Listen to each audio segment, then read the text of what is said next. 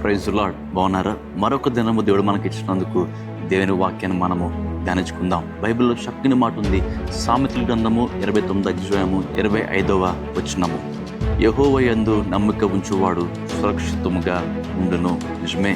ఈరోజు బైబిల్ సెలవిస్తుంది, ఎవరైతే దేవుని యందు నమ్మకం ఉంచుతారో వారు ఎల్లప్పుడూ కూడా సురక్షితముగా అనగా భద్రముగా దేవుడు ఎల్లప్పుడూ వారిని కాపాడుతూ ఉంటాడు, నడిపిస్తూ ఉంటాడు.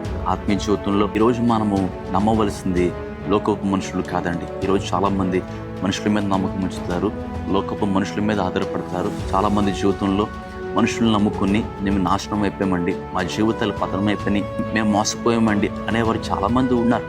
రోజు మా దగ్గరకు చాలామంది ప్రార్థన చేయించుకుంటారు. మేము వారిని నమ్మామండి, కానీ వారు మమ్మల్ని మోసం చేశారు. వారిని నమ్మిచ్చారు, కానీ ఆ నమ్మకాన్ని వారు ఉమ్ము చేసుకుని మాటలు వింటున్న ప్రియ సోదరి, రోజు నీ జీవితంలో కూడా ఎన్నోసార్లు లోకపు మనుషుల మీద ఆధారపడి ఒకవేళ మోసపోవేమో, గాయపరచబడ్డావేమో, బాధపడ్డావేమో, కానీ ప్రభువు అంటున్నాడు, మనుషులు నమ్ముట కంటే యెహోవాను ఆశ్రయించుట మేలు. ఈరోజు ఆ యెహోవాను ఆశ్రయిద్దాం.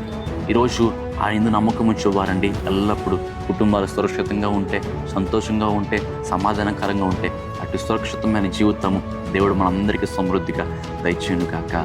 ఆమేన్.